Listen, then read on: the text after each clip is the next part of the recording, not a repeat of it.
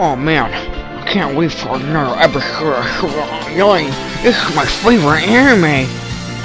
Oh, I love this opening so much.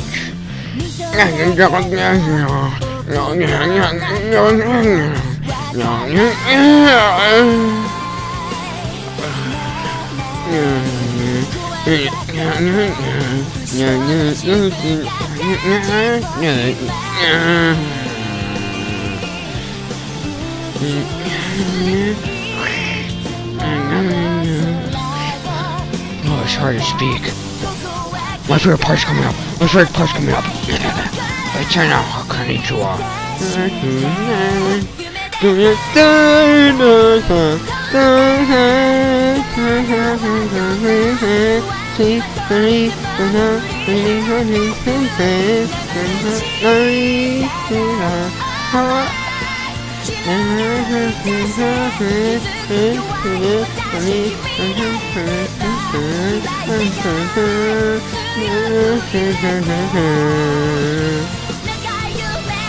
I just love Sword Art Online.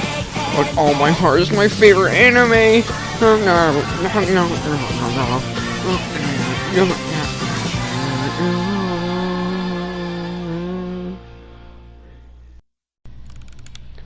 What is up, low gangsters? I didn't see you there. That's crazy. What a small world. Anyways, now I'm going to be reading my script. Hello, it's your favorite, unfavorite, annoying, unfunny 12-year-old. Now, what I have in store for this video today to make you very mad? What show/game do I have to call out bullcrap points in order to try to prove my point? Well, today I'll be looking at the very popular anime, yet overrated, Sword Art Online, which you probably could have known because of my horrible clickbait title. It's hilarious. Now, I'm going to be completely honest, Sword Art Online was actually a pretty decent anime. It was just at the end it became weird. Just kind of unsatisfying by weird. Now, I'm going to give a quick overview of the show. I'll try not to spoil, so if you like how it sounds in the summary, I suggest checking it out. It's not a bad anime, a little overrated. Don't become obsessed with it, or else I'll beat you up, and that's a threat. Anyways, but after the summary, there's most likely going to be spoilers, so after I give you the summary, and you like how the show sounds, I suggest clicking off and watching on Hulu or something, or whatever the hell you want to watch it on. Otherwise, if you don't give a shit, then you're cool, so stay here. Anyways, I also want to state beforehand that I have not watched Sword Art Online 2, the one with like the guns or whatever, to what I've heard. I've only watched Sword Art Online 1, which is like the one with the original and the fairy one. You know which one I'm talking about, with the incest, yeah. Incest part. I'm not sure if that's considered season 2 or anything, but yeah. Anyways, Sword Art Online takes, oh yeah, this is a summary. After this, there's gonna be spoilers, homie, so I'm sorry. Anyways, hit it with that summary.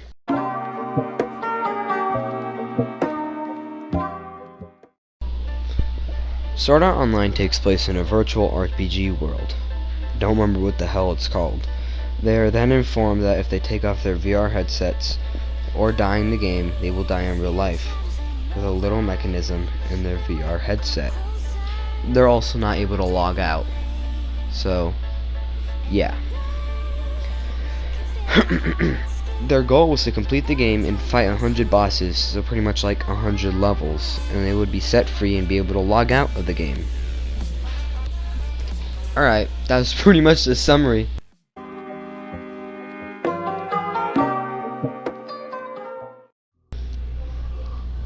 I'm not sure if I've stated this before, but I probably already have. I just don't think Sword Art Online is just that good. So, I went in with the mentality that Sword Art Online is just going to be some overhyped,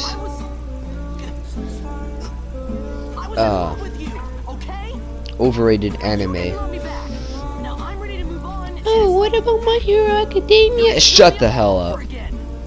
I'm hilarious. Anyways, I went into them with a mentality thinking this is just an overrated anime. Don't set your hopes too high. It might not even be that good. But to be honest, to be frank, to be completely clear, to be absolutely truthful, it wasn't that bad, in my opinion. But I still think it wasn't awesome and great. I actually like the plot of you being stuck in a VR game and not being able to leave. And that's pretty much all I've liked about it. The main character is kind of boring. They're kind of like a jerk. Just, he wasn't an interesting main character. He's kind of bland in my opinion. And his like appearance isn't even all special or anything. So, yeah. And then, I think I'm on the side. I don't have a split right here. Oh, right. I forgot what I was going to say, but now I remember. So, do you remember that part when Kirito was in the bar with the people? And then they had asked him to join the party and he had agreed? I had been so confused at that moment. I had thought I'd missed an episode or something, but no.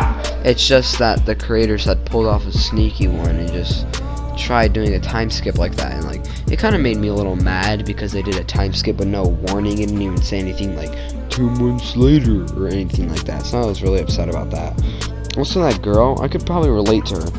I'd be super scared to die in a video game. I'd understand how she felt. I probably wouldn't, but just yeah, it'd be super scary. But like, she's kind of useless and kind of had no character in my opinion. And how they tried building that connection with her and Kirito. I like it because it helped a little later on, but it's kind of stupid. This is what I think about the time skip.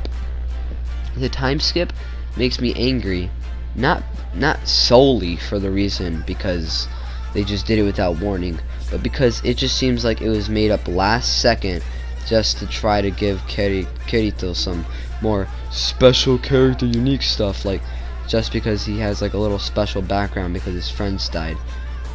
What I'm trying to say is that they just added that just to make him more of a special character. Like, I like it because he actually has a reason to not wanting to join parties again, but it's kind of stupid because you're making that up at the last reason, or at least that's what I initially thought when I heard of it, because it seemed like it was made up. Anyways, yeah, at least it's fair and you understand why Kirito's afraid to join another party because they had all died. But in all fairness, it's kind of stupid how he blames himself for their death, even though it wasn't his fault at all. Even if he had told them, do you think they would have like been all like, oh shoot, you're right, homie? It's kind of stupid how he blames himself. I can get why, because he's in grief, but still, like, what? It's really dumb. Anyways, let's move on to the second part, a plot hole. Yay!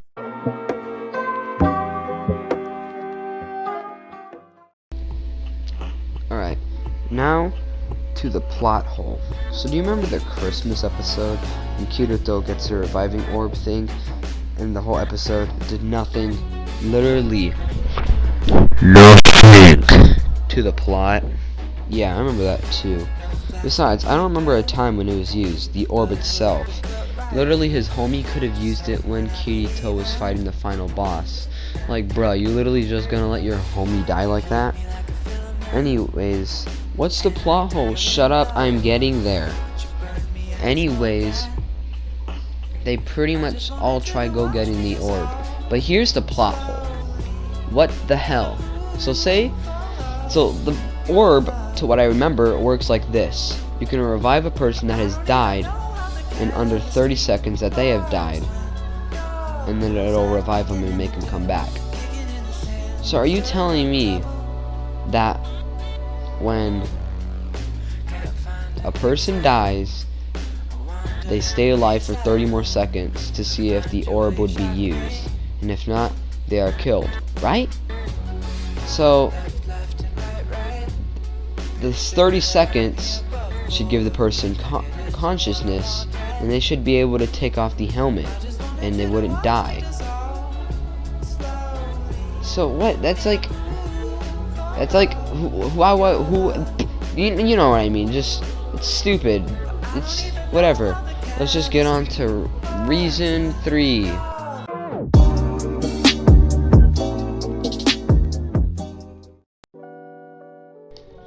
Alright, now after putting off this video for a very long time, probably like a month, I don't really remember. It's been a while, so I might as well get up and actually finish it. So, the thing I dislike most about SAO that probably will get a lot of people angry is Asuna. You see, I don't hate her. I hate that the end of SAO, the plot revolves all around her, and the whole point of them just dragging out the show is because she didn't wake up. Like, just, whatever.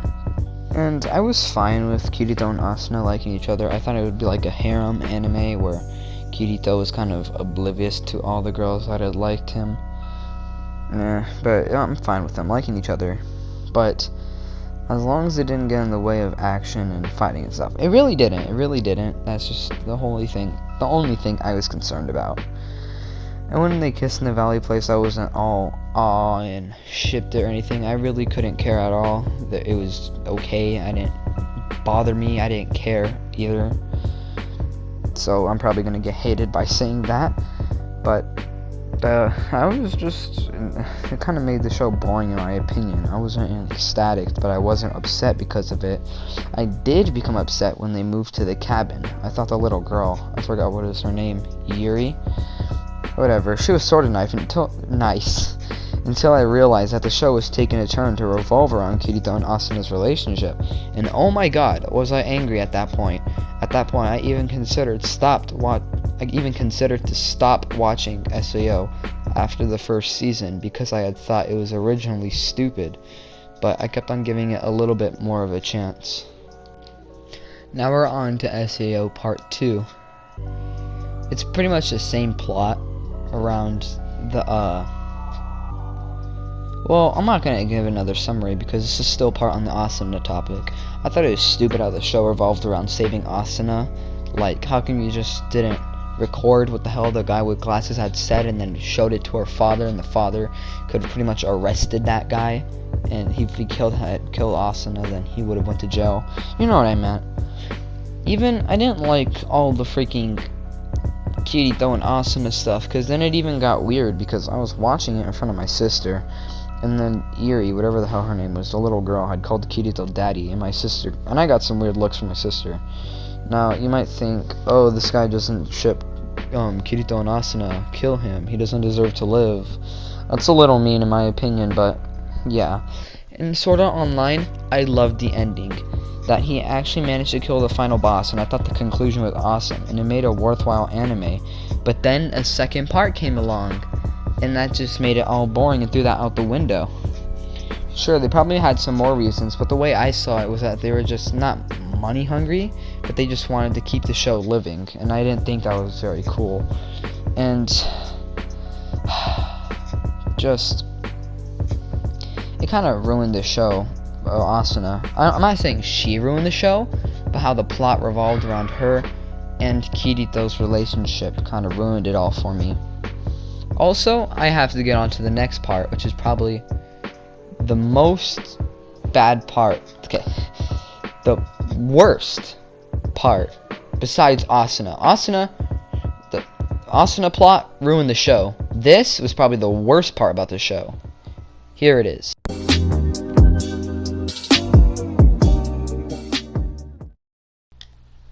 Okay, now, the thing that probably bothered me the most was incest. It wasn't really incest, but a weird conflict of the show. Just like, what the hell? What person in their right mind decided, okay, what if one of the main conflicts is that the cousin likes her cousin? Like, what? There were, like, it's not incest, technically, but like, still, like, it's weird having a crush on their. It's just, what the hell? Like, that's not something you could just put in a show and think, yeah, that's completely normal. No. And if you like your cousin, then get off my channel now and go back to Alabama. See, I'm a man of comedy. You can clearly tell because I said Alabama. And we're on the topic of incest, so that gives me even more funny points. Like the video and subscribe. This is quality content right here. I sound like a preschooler saying that. Quality content. Anyways, it's just weird. It comes to the conclusion to have a crush on somebody else that is online. Do you think that's gonna help even more a distant relationship? And why did the ending with Kitty telling the bad guy have to be so weird in SAO season 2? I didn't want to see the guy not even hear him speaking about non-consent make baby love. Just ew. Anyways, that was probably one of the shortest segments of the whole entire video. I am so sorry this isn't a bad informational essay thing. Anyways, those are my thoughts on SAO. I suggest watching the show. It's bad. Bye.